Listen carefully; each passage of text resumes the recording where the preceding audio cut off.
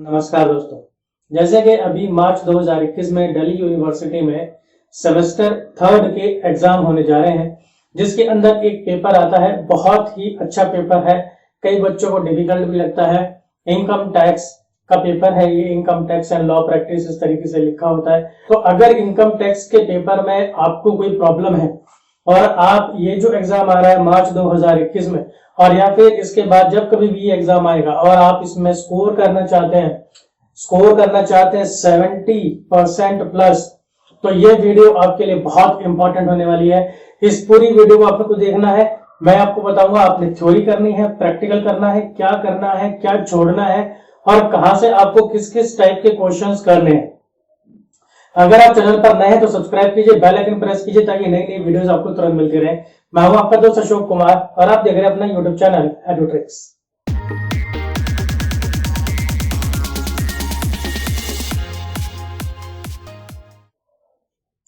आइए सबसे पहले देखते हैं कि जो हमारा ये पूरा कोर्स है ये 5 यूनिट के अंदर डिवाइड है।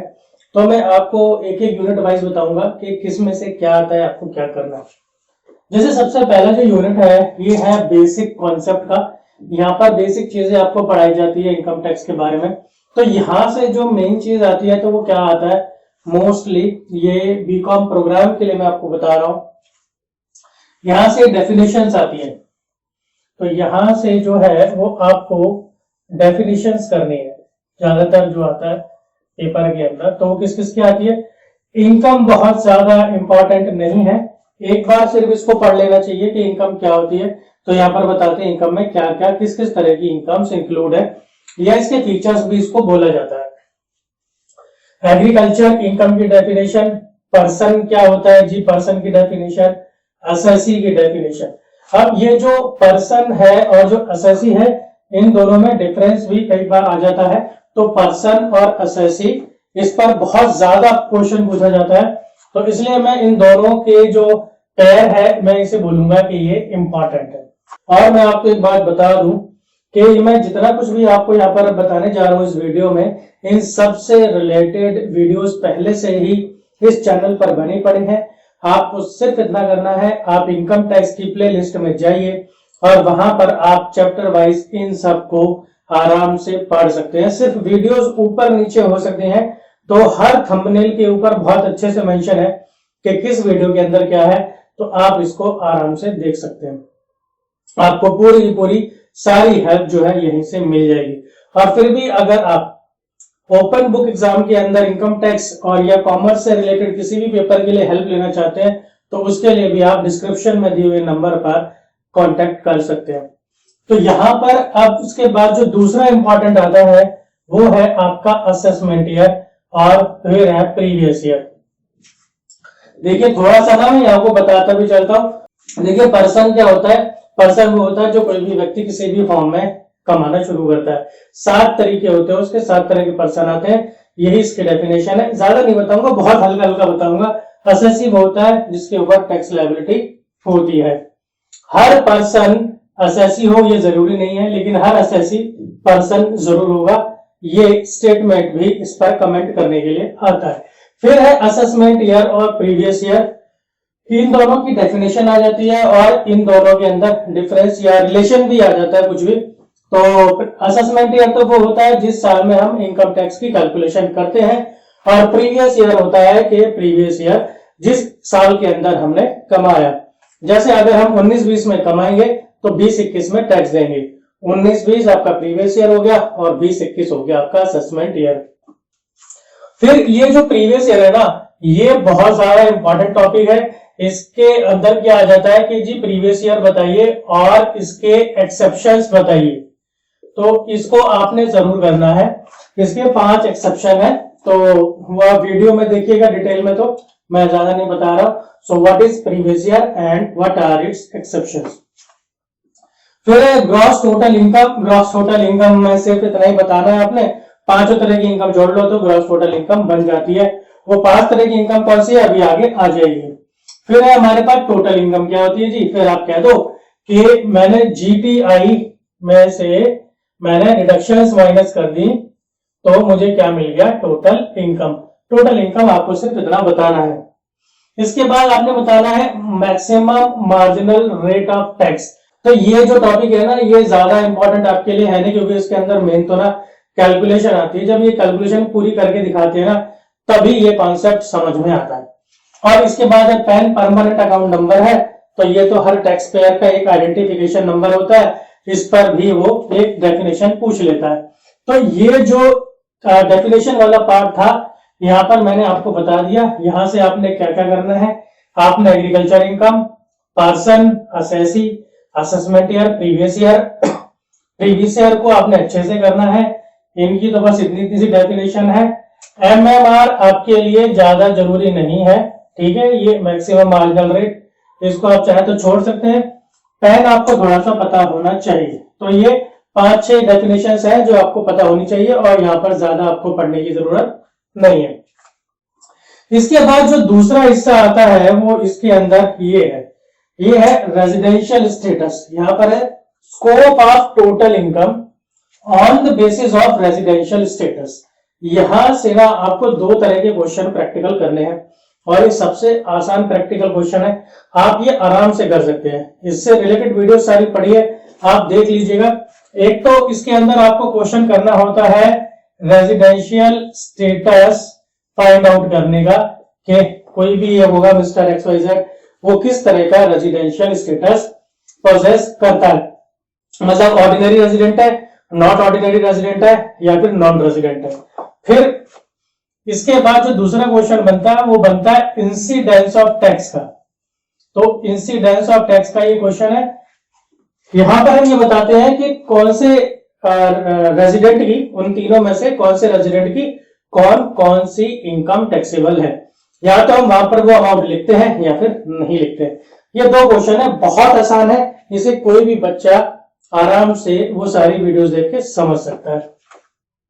इसके बाद इसके अंदर ये आता है एग्जम्प्टेड इनकम अंडर सेक्शन 10, मतलब पूरे इनकम टैक्स के अंदर ऐसी ना बहुत सारी इनकम्स है जिनके ऊपर टैक्स नहीं लगता है।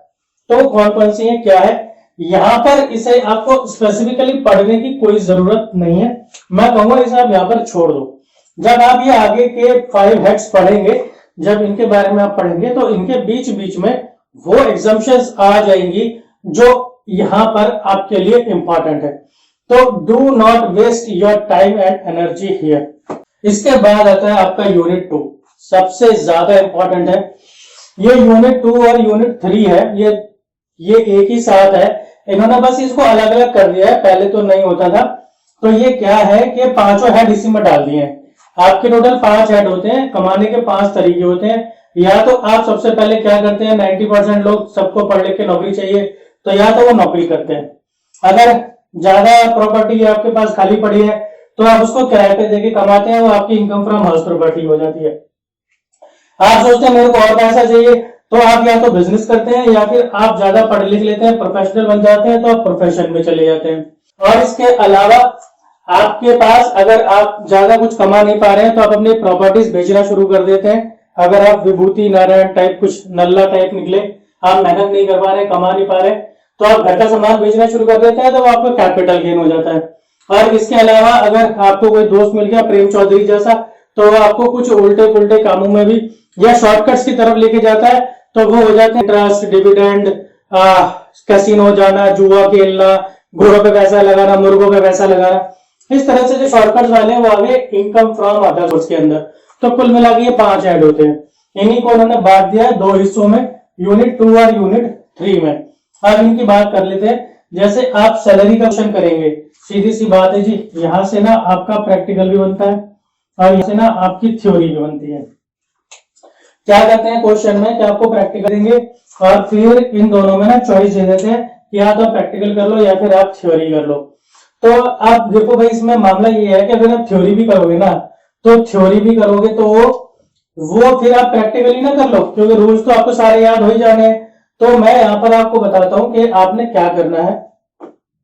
देखिए, जो सैलरी का प्रैक्टिकल का क्वेश्चन होता है, उसके अंदर ना 5-6 आइटम तो ऐसी होती है जिसमें आपको सिर्फ इंटू 12 करना है और कुछ भी नहीं करना होता है। जैसे सैलरी पर मंथ है, इंटू 12 कर दिया, ठीक है, डीए है, उसको इंटू 12 कर दिया, तो आता सवाल तो आपका वैसे ही हो जाता है। इसके अलावा वो आपको ना 3 4 5 आइटम, 5 भी नहीं देता, इसके अलावा आपको 3 4 और आइटम देगा। तो उसके लिए आप सिर्फ ये टॉपिक्स प्रिपेयर कर लीजिए। एक तो आपका हो गया HRA, ठीक है जी, एक हो गया RFA। अब ये क्या होते हैं ना, ये अब मेरी वीडियोस में जाके देखना वहां पर डिटेल में। अगर मैं सब यहाँ पे समझाने लगूंगा तो ह्यूज वीडियो बन जाएगी। एक आप कर लेना PF, प्रोविडेंट फंड का, ठीक है जी। एक आप कर लेना कार वाला टॉपिक, और एक कर लेना आप इसके अंदर एडुकेशन अलावेंस, ये आ जाता है। तो इस तरह से ना इसके अंदर कुछ 4-5 चीजें हैं।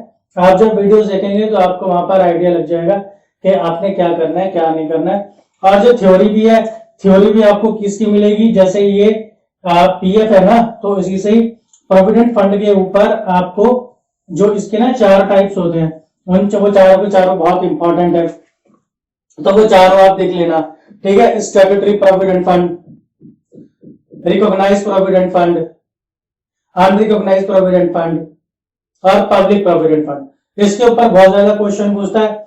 और बाकी फिर जैसे अर्नड लीव हो गया, अर्नड लीव पर उसने कई बार क्वेश्चन पूछा हुआ थ्योरी में। तो इस तरह से आप कुछ ये टॉपिक्स हैं आपको वो करने पड़ेंगे। लेकिन मैं आपको कहूंगा कि आप सैलरी का जो प्रैक्टिकल है ना वो लास्ट में करें। सबसे पहला प्रैक्टिकल तो आपने यही करना है, जो ये वाले प्रैक्टिकल है ना, सबसे पहला प्रैक्टिकल आपने ये करना है। इसके बाद या बाद में करना। अब आइए इनकम फ्रॉम हाउस प्रॉपर्टी पे। अगर आपके पास रेंटल इनकम आ रही है, अगर रेंटल इनकम आ रही है तो ये चैप्टर आता है इनकम फ्रॉम हाउस प्रॉपर्टी का। यहां से आपने क्वेश्चन क्या करना है, यहां से आपको ना वो 2 हिस्से वाला क्वेश्चन जरूर देगा। या तो उसके अंदर 2 हिस्से होंगे मकान के, या फिर उसके 2 घर होंगे। तो जैसे एक तो उसका होगा सेल्फ ऑक्यूपाइड, यानी वो खुद रह रहा है, और एक हो जाएगा उसका लेट आउट। तो इस टाइप के जो मिक्स वाले क्वेश्चन होते हैं ना, वो यहाँ पर प्रैक्टिकल में बहुत ज्यादा इंपॉर्टेंट होते हैं, और ये मुश्किल भी नहीं है। तो आपने पहला प्रैक्टिकल करना है रेजिडेंशियल स्टेटस का, फिर उसके बाद 2 नंबर पर प्रैक्टिकल आपने ये ही करना है, ठीक है जी। अगर मैं इसकी थ्योरी की बात करूं तो इसकी थ्योरी के अंदर आप पढ़ लेना सिर्फ सेक्शन 24 पढ़ लेना और सेक्शन 27। आप ये सिर्फ 2 सेक्शन पढ़ लेना, आपका इसमें काम हो जाएगा। फिर इसके बाद यूनिट 3 में जो पहला आता है वो आता है profit and gain of business and profession. देखिए प्रोग्राम के अंदर मैं आपको कहूंगा आप इस चैप्टर को बिल्कुल ही छोड़ दो, आपको ये चैप्टर पढ़ने की जरूरत नहीं है। यहां से कुछ भी प्रैक्टिकल या कुछ ज्यादा नहीं आता, मतलब बहुत ही ज्यादा आपका समय खराब हुआ तो हार्डली 5 नंबर का यहाँ से कुछ आ जाएगा। अदरवाइज आप यहाँ पर टाइम वेस्ट मत कीजिए, आप अपना टाइम ना बाकी चीजों पर लगाइए, तो वो आपके लिए बढ़िया रहेगा। इसके बाद आइए अगला, ये है कैपिटल गेन। इसको मैं बोलूंगा कि यहाँ पर ये आपका तीसरा प्रैक्टिकल है। अगर आपने इतना कर लिया तो आप बहुत आराम से पास हो चुके हैं। यहां से आप इन दोनों में से कोई एक प्रैक्टिकल आ जाएगा, ये जो मैंने बताए थे। एक आप हाउस प्रॉपर्टी कर लेंगे 10 नंबर का, ये 5 से 10 नंबर के करीब आ जाता है। 10 नंबर का आप ये प्रैक्टिकल कर लेंगे, कुछ ये बाद में करेंगे। तीसरे नंबर पर 10 नंबर का आप ये कर लेंगे कैपिटल गेन। तो इस तरह से आपके ना 30+ नंबर तो वैसे ही बन जाएंगे, ये थ्योरीज वगैरह भी मिला के। कैपिटल गेन के अंदर देखिए बहुत ज्यादा इसके अंदर आपकी जो वैरायटी है वो नहीं आती है। तो जो इसमें इंडेक्सेशन वाले क्वेश्चंस होते हैं ना, तो वो वाले क्वेश्चन जो है वो ज्यादातर पूछता है, यानी कि लॉन्ग टर्म कैपिटल गेन वाले। वैसे तो वो दोनों तरीके से पूछ सकता है, लेकिन जो इंडेक्सेशन वाले क्वेश्चन होंगे, क्या होगा उसके अंदर, जैसे उसके पास कोई एक मकान होगा, फिर उसका कोई एक और फ्लोर बना लेगा, यानी उसके अंदर इंप्रूवमेंट भी आएगा। इंप्रूवमेंट भी वो 1-2 साल के दे सकता है। तो खरीदना बेचना इंडेक्सेशन वो वाला पॉइंट आएगा उसके अंदर। और फिर बेचने से जब कैपिटल गेन आएगा ना, तो क्या करेगा वो, जो बेचने से जो पैसा आया ना उससे दोबारा एक प्रॉपर्टी और नहीं खरीद लेगा। तो इतनी ट्रांजेक्शन वाला आप क्वेश्चन अगर करके चलेंगे ना, तो आपका कैपिटल गेन का जो क्वेश्चन है वो 10 नंबर का बहुत आराम से हो जाएगा। आप सोचिए सिर्फ 10 मिनट के अंदर ये क्वेश्चन हो जाएगा, तो 10 नंबर आप बहुत आसानी से ले सकते हैं। ऐसे ही जो सेल्फ और ये जो क्वेश्चन है आपका हाउस प्रॉपर्टी का, ये क्वेश्चन क्योंकि ज्यादा बड़ा नहीं आता है, दोनों 10-10 मिनट के अंदर हो सकते हैं अगर आप इनके 5-7 क्वेश्चन कर ले तो, जैसे कि मैंने चैनल पर डाल रखे हैं, आप देख लीजिएगा। इसके बाद आता है इनकम फ्रॉम अदर सोर्स। अब ये जो इनकम फ्रॉम अदर सोर्स है, इसको आपको ना ज्यादा क्वेश्चन करने की जरूरत नहीं है। एक्चुअली इससे ज्यादा प्रैक्टिकल ना आता भी नहीं है। तो मैं आपको कहूंगा ये आप इसको ना चौथे नंबर पे रखिए, और चौथे नंबर पे रख के आपको इसके क्वेश्चन भी ज्यादा नहीं करने, आपको इसके सिर्फ 3-4 क्वेश्चन ही करने हैं और उसी से ये पूरी तैयारी हो जाएगी इस वाले चैप्टर की। तो इसमें मोस्टली बस वही आते हैं गिफ्ट वगैरह वाला, जो इसमें मैटर है वो ज्यादा आता है कि आपको गिफ्ट क्या दे देगा, वो कभी इससे मिला, कभी उससे मिला, कभी उससे मिला, कभी कैश मिला, कभी इन काइंड मिला, जो वाला मैटर है वो ज्यादा आता है, वो ज्यादा पूछता है। बाकी जो प्रॉपर्टीज वगैरह होती है, कम पैसों में बेच देना या कोई बेनिफिट दे देना, वो वाले पॉइंट आपके लिए ज्यादा आते नहीं है। तो जो गिफ्ट वाला है ना यहाँ पर क्वेश्चन, आप सिर्फ उसी पर ही फोकस कर लेंगे ना, तब भी आपका ये वाला जो है हो जाएगा।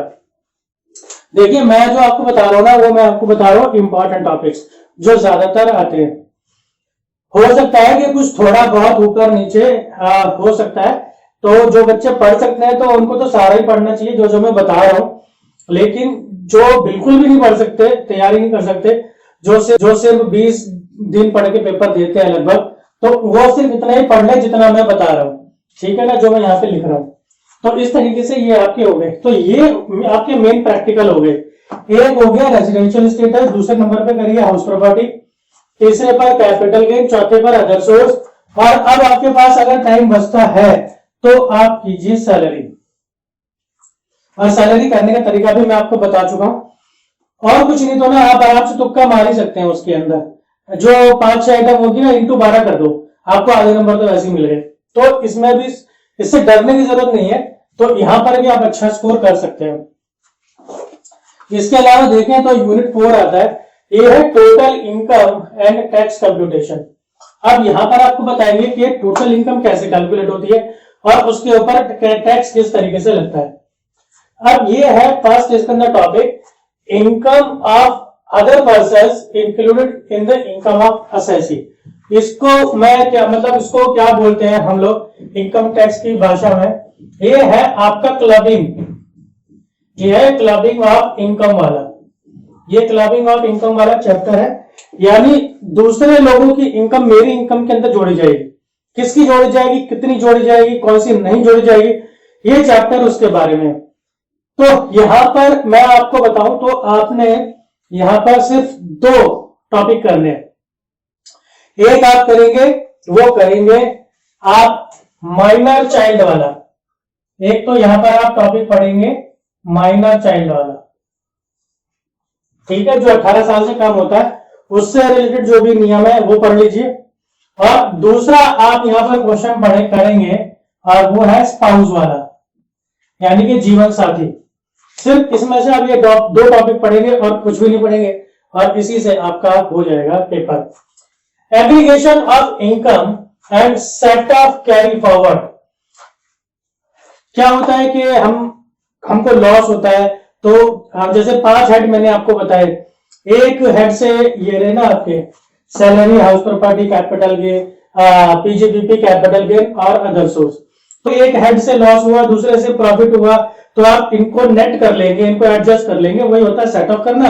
और अगर पूरा सेटअप नहीं हुआ तो अगले साल के लिए उसको फॉरवर्ड कर देते हैं, उसको बोलते हैं कैरी फॉरवर्ड। तो इससे रिलेटेड ना बहुत ही आसान सा ये है, टॉपिक्स में ज्यादा भी नहीं पढ़ना आपने, आपको सिर्फ यही पढ़ना होता है कि कौन किससे सेटअप हो सकता है, नहीं हो सकता है। कैरी फॉरवर्ड कर सकते हैं तो कितने सालों के लिए कर सकते हैं, 4 साल के लिए, 8 साल के लिए या अनलिमिटेड टाइम के लिए। तो सिर्फ एक टेबल है, सिर्फ एक टेबल आप देख लेंगे ना इसकी, उसी से ही आपका ये चैप्टर पूरा हो जाता है। तो इसमें आप सिर्फ वो टेबल कर लीजिए और आपको कुछ भी करने की जरूरत इसके अंदर नहीं है। और वो टेबल के अंदर भी आपको क्या करना है, आपने बस सेक्शन 70, 71, 72 बस यही करने हैं और ज्यादा कुछ करने भी नहीं है। फिर ये डिडक्शंस है, डिडक्शंस फ्रॉम जीटीआई। जैसा मैंने आपको कहा था कि हम जीटीआई में से डिडक्शंस माइनस कर देते हैं और फिर टोटल इनकम आ जाती है। ये जो डिडक्शंस है ये बहुत सारी है, ये 80C से लेकर 80U तक की डिडक्शंस आती हैं, तो ये आपको सारी नहीं करनी होती है, आपको कुछ मेन ही देखनी चाहिए। जैसे 80C देख ली, उसके अंदर बहुत सारी डिडक्शंस होती है, 80D हो गया, 80E हो गया, 80TTA हो गया, है ना। तो मैं यहाँ लिख भी देता हूं, आपको ये तो पता होनी ही चाहिए 80C की पूरी, 80D की पूरी, डी का मतलब ऐसे करके डी की पूरी सीरीज होनी चाहिए वो। जैसे कुछ तो होते हैं अपने खुद के लिए होता है हेल्थ इंश्योरेंस, फिर पेरेंट्स के लिए भी होता है, ऐसे 80C वाली आप पूरी करेंगे। ठीक है, इसी तरह से 80E देख लीजिए और 80TTA देख लीजिए और 80U देख लीजिए हैंडीकैप वाली। तो इस तरह की बस 4-5 ही आप देख लो, इसी में से वो आपसे पूछ लेगा, ज्यादातर वो इस्तेमाल भी यही होती है। फिर रिबेट एंड रिलीफ है, इसके अंदर आपका 87A वाला आ जाता है, 87A वाला। तो ये भी कुछ स्पेशली ना वो पूछता नहीं आपसे अलग से, इसको अभी आप चाहो तो छोड़ देना, वो जब आप टैक्स कैलकुलेट करते हो तब वो इस्तेमाल हो ही जाता है। इसके बाद लास्ट यूनिट है आपका computation of total income of individuals and firms. अब यहाँ पर आपको टैक्स कैलकुलेशन करनी है इंडिविजुअल, जैसे कि मैं हो गया, आप हो गए, आपके पेरेंट्स हो गए, और या फिर फर्म के लिए यानी कि पार्टनरशिप फर्म के लिए इंक्लूडिंग एलएलपी। तो ये वाला जो पार्ट है ना, यहां से देखिए बहुत ज्यादा तो आपके पेपर में आता नहीं है, क्योंकि वो सिर्फ आपसे ना ये इंडिविजुअल हेड के ही कैलकुलेशन करा लेता है। तो मैं बोलूंगा कि आप अपने हेड्स पे, ये जो 5 हेड्स मैंने आपको बताया, इसमें से भी आपको ये वाला तो करना ही नहीं है, आपको सिर्फ 4 ही हेड करने हैं, आप उन पर और ये रेजिडेंशियल स्टेटस पर आप ध्यान दो। ये जो टैक्स लायबिलिटी वाले हैं, तो आप एक काम करना, आप सिर्फ इतना सा वीडियो देख लेना कि टैक्स कैसे कैलकुलेट होता है, क्योंकि इतना तो आपको आना ही चाहिए कि टैक्स कैलकुलेट कैसे होता है। तो आप सिर्फ ना टैक्स की कैलकुलेशन देख लो आप, और इसके अंदर आपको कुछ देखने की जरूरत नहीं है, और इसी से ही आपके जो पेपर वाला पार्ट है वो हो जाएगा। फिर ये जो फाइलिंग ऑफ रिटर्न वाला है, देखिए प्रोग्राम के अंदर तो वैसे भी ना प्रैक्टिकल होता नहीं है, तो इसलिए ये वाला जो है ना, ये भी आपको सिर्फ थोड़ा बहुत थ्योरी आनी चाहिए कि रिटर्न जो है वो कौन से में होता है। जैसे सेक्शन 139 के अंदर रिटर्न्स आपकी फाइल होती हैं, है ना। तो और रिटर्न के टाइप्स आप देख लेना कितने होते हैं, जैसे ओरिजिनल हो गया, बिलेटेड हो गया। रिटर्न की आप पेनल्टी देख लेना, ये भी बहुत छोटी सी है, ठीक है, पेनल्टी देख लेना रिटर्न की, आप बस इसमें इतना ही देख लेना, और बाकी आपको ज्यादा करने की जरूरत नहीं है। कुल मिला के इतना ही है, अगर आप इतना भी कर लेंगे तो आपका पूरा का पूरा पेपर हो जाएगा, आपको इसके अंदर और ज्यादा कुछ करने की जरूरत नहीं है। अगर आपको वीडियो थोड़ी सी भी वैल्यूएबल लगी तो लाइक कीजिए, शेयर कीजिए, मैक्सिमम अपने यार दोस्तों को भी बताइए किस तरह से टाइम सेव करते हुए पढ़ सकते हैं। और इसी तरह की वीडियोस के जुड़े रहिए चैनल के साथ। मिलता हूं मैं आपसे अगली वीडियो में, धन्यवाद।